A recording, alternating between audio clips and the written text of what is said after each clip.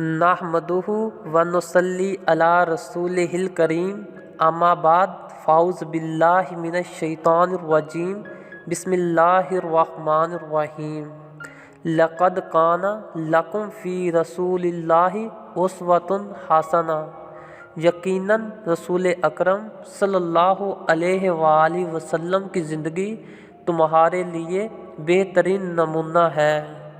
آج ہم ایک ایسا ہی سچا واقعہ بیان کرنے جا رہے ہیں۔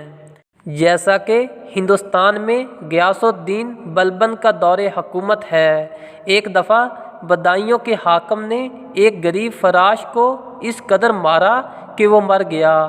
اس کی بیوی اس وقت تو رو دو کر خاموش ہو گئی، لیکن کچھ عرصے بعد جب سلطان اس علاقے کا دورہ کرتے ہوئے وہاں سے گزرا تو عورت نے سلطان سے فریاد کی کہ میرے شوہر کو آپ کے حاکم ملک لائق نے ناحق مار ڈالا ہے۔ سلطان نے اسی وقت ملک لائق کو دربار میں طلب کیا اور اس قدر درے مروائے کہ وہ مر گیا۔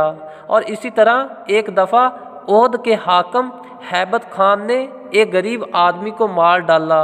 اس کی بیوی سلطان کے پاس فریاد لائی۔